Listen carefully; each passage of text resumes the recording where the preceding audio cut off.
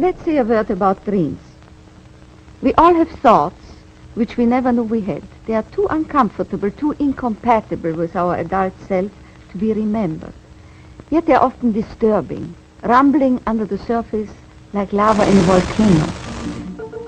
The dream is the royal road to these thoughts, the royal road to the unconscious.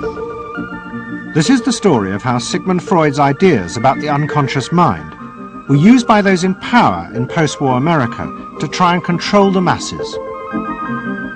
Politicians and planners came to believe that Freud was right to suggest that hidden deep within all human beings were dangerous and irrational desires and fears. They were convinced that it was the unleashing of these instincts that had led to the barbarism of Nazi Germany. To stop it ever happening again, they set out to find ways to control this hidden enemy within the human mind.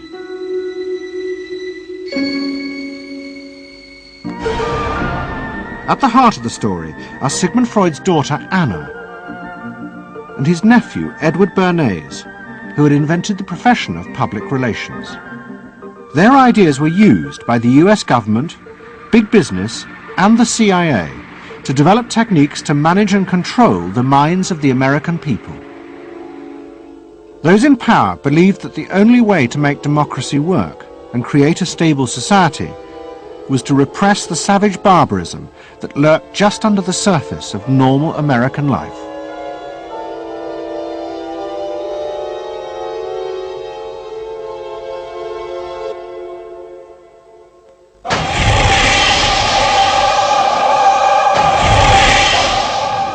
The story begins in the middle of the fierce fighting of the Second World War.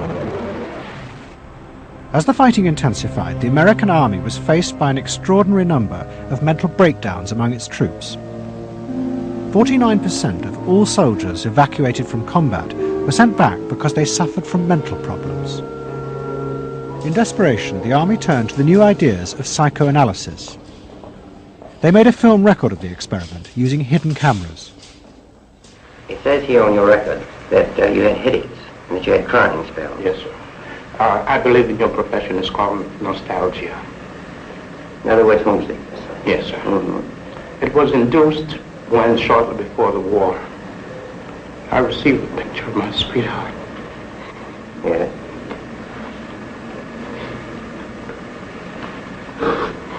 Mm-hmm.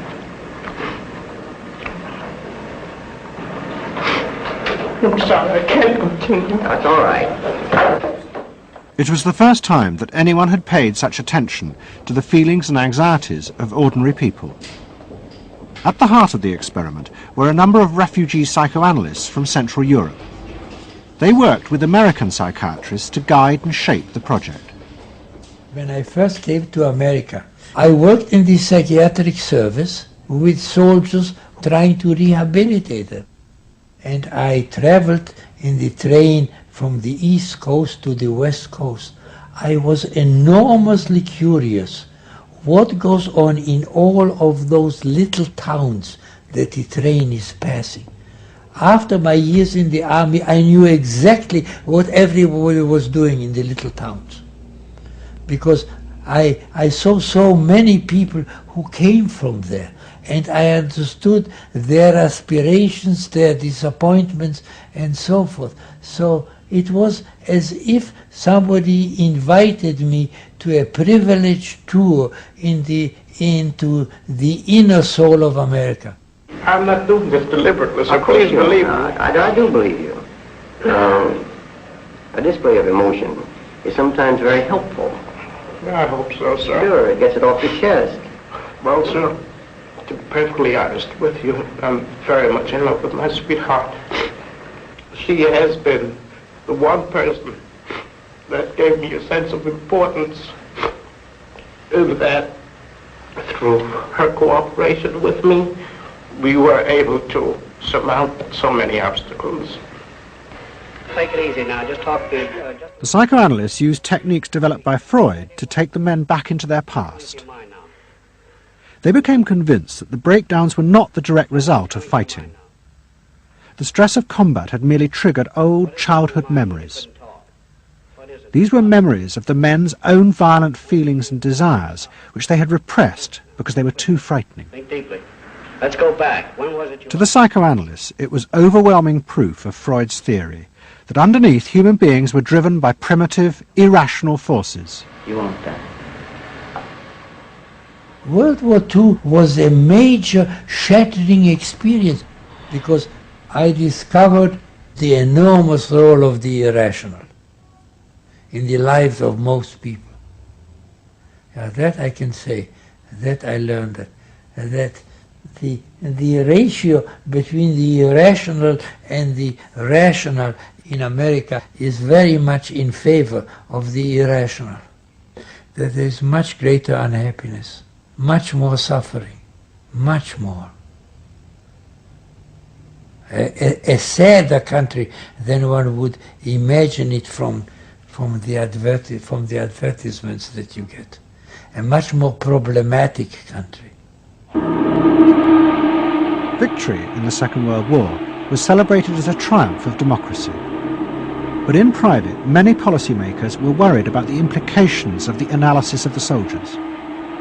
It seemed to show that underneath every American were irrational, violent drives. What had happened in Germany seemed to bear this out. The complicity of so many ordinary Germans in mass killings during the war showed just how easily these forces could break through and overwhelm democracy.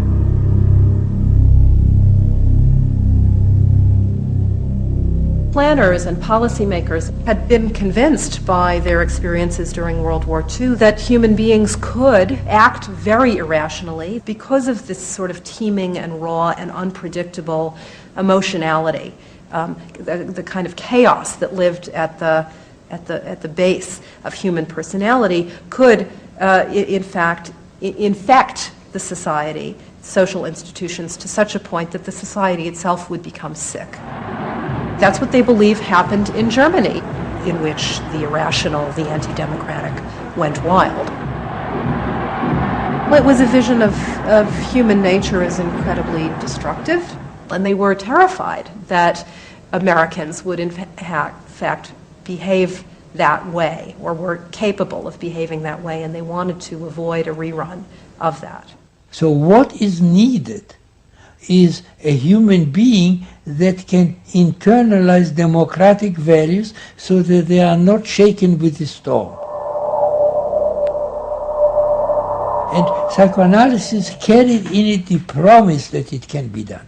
It opened up new vistas as to how the inner structure of the human being can be changed so that he becomes a more vital, free supporter and maintainer of democracy.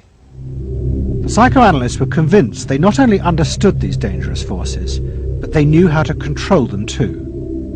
They would use their techniques to create democratic individuals, because democracy left to itself failed to do this.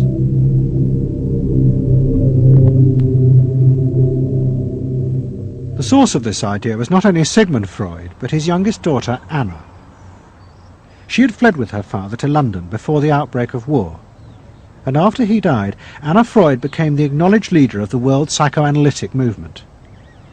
She saw her job as to fulfill her father's dream of making his ideas accepted throughout the world.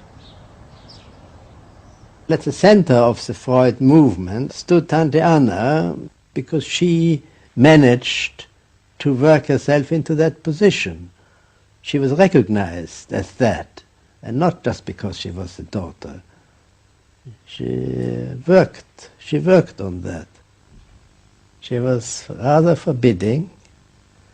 She was not, to me, a warm person, not an aunt you could kiss or put your arms around. Not at all.